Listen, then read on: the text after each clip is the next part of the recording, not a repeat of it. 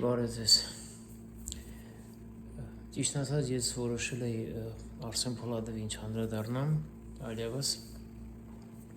չնայած իմ ուսուցիչն է ու ես ուրախությամբ ես շատ արխիվներ ունեմ Արսեն Փոլադովի հետ կապված, բայց դե չի ստացվում, որտեվ հարցեր են մարդիկ ուղղում եւ Արսեն Փոլադովի մասին, որտեվ նայում են նյութերը, ինչ որ ես թվարկել եմ Արսեն Փոլադովի մասին, ու այսօր ստիպված ես թե խոսամ Արսեն Փոլադովի մասին, որովհետեւ մի անգամից պատասխանեմ իմ ընկերների հարցերին։ Ով Արսեն Փոլադովը առաջի հերթին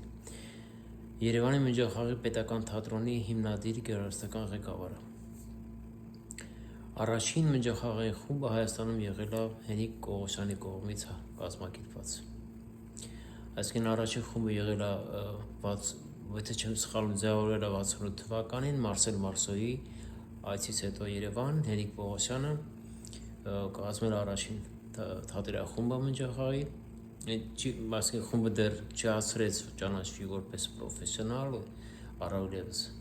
պետական ու 5 տարի, կարծեմ 5 տարի գոյությունից հետո, թե մի քիչ ավել կամ պակաս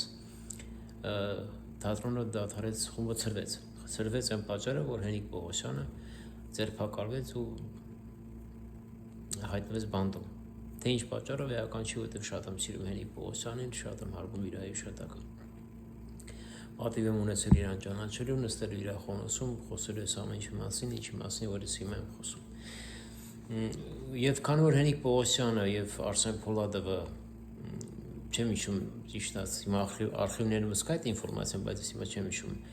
թե Մոսկվայում էր էստրադայի ուսումնարան էր, թե Լենինգրադում էր, ծանոթ են եղել Ռուսաստանից, սովորելու տարիներից, Հենիկ Պողոսյանը այդ առիթով, իր բանտարկման առիթով նամակ է գրում Արսեն Փոլադովին, չգիտեմ թե զանգում է, դա այդ իմ արխիվներում կա, չեմ ուզում քրքրեմ, ու հրավիրում Արսեն Փոլադովին, որ գա խմբի ընտիրություն անի, այդպես ասած, մեր ժողովրդական լեզվով ասած։ 72 թվականի սկզբին, եթե չեմ սխալվում, Արսեն Փոլադովը գալիս է Հայաստան, 73-ին հավաքում է խմբից մնացած մարդկանց, այնտեղ կար Սամվել Աղաբալյանը, Նունեն Օգանեզովան, էլի մի քանի հոգի եւ մի քանի հոգի միանում են, ասենք ոնց որ Լևոն Իվանյանը, կարծեմ Լևոն Հովսեփյանը, Ստեփան Շահյանը հավաքում են եւ առաջին խումբը ստեղծվում է։ Ու բուկվալնը, ոնց որ ասած ռուսերեն ասած, բուկվալնը մի տարի հետո այդ թատրոնը, այդ թատրախմբից վերածվում է թատրոնի, այսինքն ինչ է կատարում։ 74 թվականի մայիսի 18-ին, որը նշվում է թատրոնի ծննդյան օրը, մշակույթի նախարարության ինչ որ պատվիրակություն բանը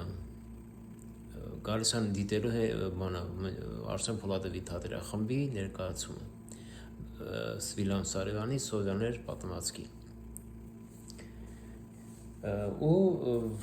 եւ հայտարարում են, որ թատրոնը ճանաչվել է, թատերախումբը ճանաչվել է որպես պրոֆեսիոնալ թատրոն։ Թատրոնը ճանաչվել է որպես պրոֆեսիոնալ 74 թվականի մայիսի 18-ին եւ ընդգրկում է հայամերկի կազմի մեջ։ Եվ ստեղծվում է մի հատ ոսկե խաղացանկ,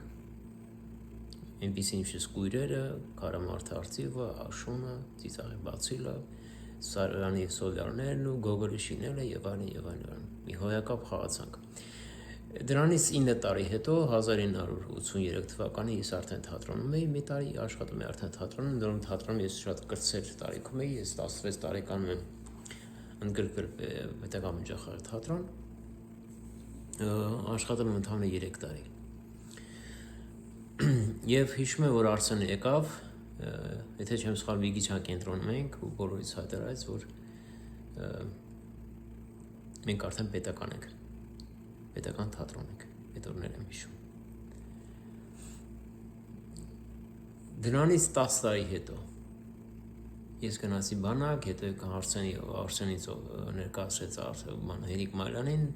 որպես իր լավ դերասաններից մեկը, որ ես չհավատացի, ու այդ պատճառով մենք գշտվեցինք Արսենի հետ ցավոք սրտի, 87 թվականին ես ընդունեցի Ինստիտուտ Հենիկ Մայլյանի կուրս եւ Արսենի հետ 6 տարի չշփվեցինք։ 6 տարի հետո կատարվեց այն ինչ որ կատարվեց։ Դրա մասին ես հետո կխոսեմ։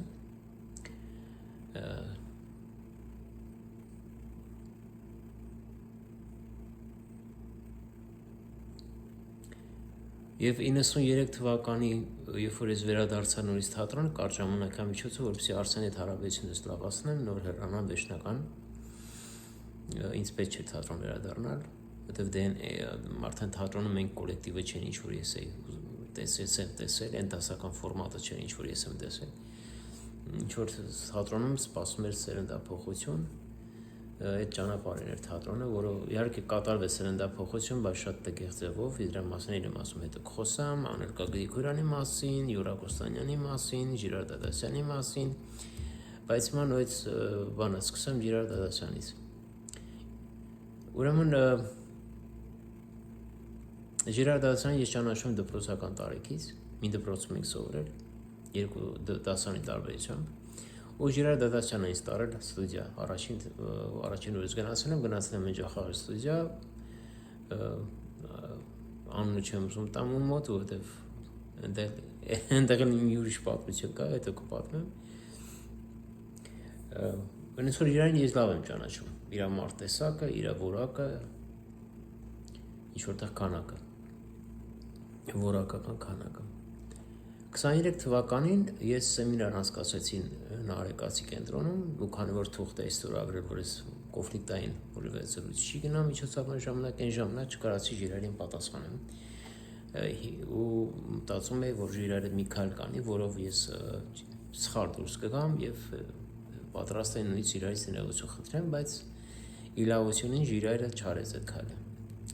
23 թվականին Ժիրարը այսպիսի մի արտահայտություն արեց սեմինարի ժամանակ, ես այդ տեսագրել եմ, այդպես որ օդում չեմ խոսում, կարող եմ ու ցույց կտամ ես։ Ասեց հերվից մտքեր են, թե ինչ են, կարծիքներ կան հերվից, այդ հերվից ես եմ Միացյալ Նահանգներից, որտեղ ես եմ այդ կարծիքը հայտնել, որ Արսեն Փոլադովին միտումնավոր մոռանում են Երևանի Մեջախաղեր թատրոնում։ Ես այդ արտահայտություն արել եմ Լևոն Իվանյանի մոտ, բնական է Լևոն Իվանյանը հասրել է Ժիրարին, որտեղ Լևոն Իվանյանը գերաստական գեղկոմի, այդպես ասեմ, բնախագանա թե անդամն է, իր հետ կարավ կապ ունեն։ Մի խոսքով հասրել, լավ արել, ես վախնելու ոչ բան չունեմ։ Ու Ժիրարն ասեց դա վիրավորական է, ես չընդհատեցի իրան, որ ասեմ Ժիրար, փաստեր ունեմ, ես օգնում չեմ ասել, բայց ասի լավ։ Չընդհատեմ, խոսակցությունը չշարունակեմ, որ կոնֆլիկտային սիտուացիա չլինի, որտեղ թուղթ էի ստորագրել։ Ու մանավանդ երբ որ Ժիրար Դադասյանն ասեց 24 թվականին մայիսին լրանվա թատրոնի 50-ամյակը, այդ 50-ամյակի շրջանակներում մի երեկո պիտի ներվեինք Արսեն Փոլադովին։ Ֆիքս մասլում։ Ժիրարը չարեց ինչ որ ինքը ասել էր։ Այնտեղ պատճառաբանություն կա ինքը խռովել էր, որ թատրոնին այդպես տեղ չեն տվել, բայց Ժիրար ջան, ցավը տանը։ Այդ թատրոնը, պետական թատրոնը քո պապայի զավոդը չի, տղա։ Դա պետական թատրոնն է, որ ունի 50-ամյա պատմություն։ Ու եթե դու չես ուզում այդ անես, որովհետև խռոված հարսի կեցվածք ես ընդունել, այդ ամեն ինչը կարելի էր անել ուրիշի ձեռքով, ուրիշի միջոցով։ Ինչ որ մեկին ասել, գիտես, դու 50-ամյակը կազմակերպի, ես խռովել եմ բան։ Քիչուրս ինձ բան ասել, խռովել եմ։ Այսինքն ղզիկ պահվածքը արդարություն չի, որ 50-ամյակին Արսեն Փոլադովի համար մի հատ երեկո չնվիրեցիք, ինչ որ խոսք էի տվել, իսկ 30 քանի տարվա մեջ Արսեն Փոլադովի մասին ոչ մի երեկո չի կազմակերպել, ոչ մի հիշատակում։ Ավելին ասեմ, ես Երևանի Մեջախաղեր պետական թատրոնի դերասանների հետ որոշակի կապ ունեմ։ Թե ընկերներ են, թե իմ դերասանուհին է ֆիլմում, թե ասենք մոտիկ մարդիկ են, թե իմ ժամանակին կարելի ասել նաև ուսանողներ են այնտեղ։ Ու ես լսել եմ Արսեն Փոլադովի մասին լավ չեն արտահայտվում թատրոնում։ Սենց միջալոց։ Բացում ես Երևանի Մեջախաղեր պետական թատրոնի պատմությունը կարդում ես Facebook-ի անեջում թե այնտեղ Wikipedia։ Արսեն Փոլադովը ներկայացված է շատ խղճուկ ձևով, բայց երբ որ գալիս է Ժիրար Դադասյանին հասնում, մի հատ ամբողջ մի հատ ցուցակա ներկայացումների, փառատոների։ Ժիրար ջան, դա ստոր է, շատ ստոր է, շատ ստոր է, ես շատ մեղմ եմ արտահայտվում։ Դու այդպես էլ չարեցիր երեկո Արսեն Փոլադովին նվիրված ու հաստատեցիր իմ խոսքը, որ դուք միտումնավոր թատրոնում, պետական թատրոնում մոռանում եք Արսեն Փոլադովին։ Ու հիմա ես ավելին ասեմ այն ինչ որ ոչ մեկ չգիտի կամ չի ուզում դրա մասին խոսա Հայաստանում, Մնջախաղի բնակավարում, ինստիտուտում, թե թատրոնում։ Ուրեմն 98 թվականի թե չեմ սխալվում, Եվրոպայի ֆեդերացիան, Մնջախաղի Եվրոպայի ֆեդերացիան, որի անդամն է ես երկար տարիներ,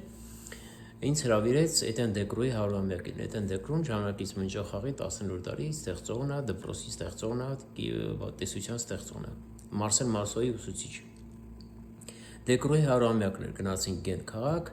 Բելգիայի մասնակցեցինք եւ այնտեղ մի sense արտահայտություն հնչեց Դեկրուի աշակերտների կողմից։ Արդեն տարեկան մարդիկ էին։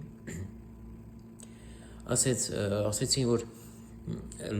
համր թատրոնի 3 տեսակ գոյություն ունի։ Շարժման թատրոն,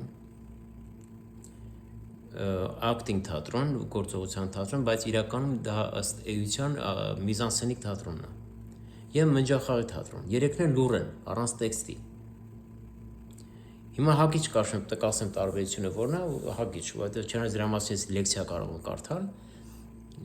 թե Մինպուր դպրոցի մասին, Էտեն Դեկրուի, թե տեսության մասին, բայց հիմա հագիչ ասեմ։ Շարժման թատրոնը դա իմպուլսիվ, իմպրովիզացիոն թատրոնի տեսակ է, որ ամեն ինչ հիմնվում է իմպրովիզացիայի վրա։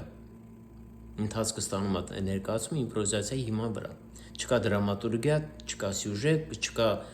կուլմինացիոն կետ եւ այլ եւ այլ։ Ու շատ լավ ներկայացումներ։ Ընդ որում ասեմ, յուրան այդ համակարգում աշխատում ու հոյակապ ներկայացումներ ունի Կոստանյա յուրան։ Ու յուրայի հետ որ մենք խոսում ենք, յուրան ասաց իմ թատրոնը մնջախաղի չի, մնջախաղ չի։ Ինքը ավելի շատ գալիս է Պրիբալտիկյան մնջախաղից։ Ժիրար Դադասյանինը ավելի շատ միզանսցենիկ թատրոն է։ Ունի դեկորացիա, ունի ազգային տարազ, ունի սյուժե, դրամա, զարգացում եւ անկում բան։ Էս գիծ ունի իր մեջ։ Բայց բանը, ինքը ավելի շատ միզանսցենիկ թատրոնն է։ Մնջախաղի թատրոնը չի ճանաչում ոչ դեկորացիա, ոչ ազգային պատկանելություն եւ հիմնված չի իմպրովիզացիայի վրա, հիմնված է դրամայի վրա, գործողություն ու դրամա։ Եվ մնջախաղի տեսության մեջ Դեկրուն երկու հատ թեզ է ասում, որը իմ համար միշտ դրոշակային է, ասում է մեր մարմինը մեր բեմի վրա, դա եւ ուղղակի եւ անուղղակի եմ ասում, այսինքն մնջախաղացի մարմինը կարիք չունի որևէ ատրիբուտիկայի, թե հագուստային, թե դեկորացիան, որ արտահայտի միտքը, ինքը պետք է լինի մաքուր մարմինը, մաքուր բեմի վրա։ Ու եթե ինչ-որ բան ինքը դերասանն անում է բեմի վրա, որը հասկանալի չի, ուրեմն ինքը պատշաճ պրոֆեսիոնալ չի։ Հա։ Իսկ այդ բաները բացակայում են այսօրվա մնջախաղի թատրոնի 35 տարվա պատմության մեջ։ Հոյակապ ներկայացումներ են եւ Ժիրայինն է շատ լավ ներկայացում։ Իրոք Ժիրայինն էլ յուրանը շատ տաղանդավոր մարդիկ են։ Բայց նրանք սերունդ են աճացրել այդ ընթացքում ու ճաշակ են ձևավորել, որը մնջախաղի հետ ոչ մի կապ չունի։ Ես օֆիցիալ ասում եմ, ժողովուրդ, Երևանի մնջախաղի պետական թատրոնում մնջախաղ չկա, կա բանը միզանսցենիկ թատրոն, որը համր է, եւ կա շարժման թատրոն, որը համր է։ Կան հոյակապ դերասանական կազմ կա, դերասաններ կան հոյակապ, իրոք լավն են, ներկայացումները շատ լավն են։ Ես այդ պահին ես ձեր չեմ տալիս, որովհետեւ իրոք շատ լավն են։ Եվ տաղանդավոր մարդիկ են, բայց մնջախաղ չկա։ Իր դասական ֆորմատի մեջ բացակայում է մնջախաղը։ Ինչևից է, այսքանը ես ուզում եմ այսքանով մի քիչ երկար ձգվեց 14 րոպե, ձեզ պատմեմ, ասենք ձեր պատասխանեմ ձեր այն հարցերին, ինչ որ տրվում է։ Եվ ասեմ մի վերջ մի բան էլ հիշեցնեմ, որ ես ֆիլմ եմ նկարել Արսեն Փոլադովի մասին, բայց ոչ մի ցանկություն չկա այդ ֆիլմը ցուցադրելու իմ կյանքի օրոք։ Իմ մահից հետո կտեսնենք, ովքեր կտեսնեն։ Լավ մնացեք, գրկում եմ բոլորիդ, խնդրում եմ իմ ինֆորմացիան որպես չար վերաբերմունք չցուցաբերեք, որովհետև ես ճիշտ խոսալու կողմն եմ եւ ինչի մասին խոսում եմ, ունեմ ապացույցներ։ Աստված առաջ, եթե հարց եք անգրեք, իսկ կպատասխանեմ սիրով։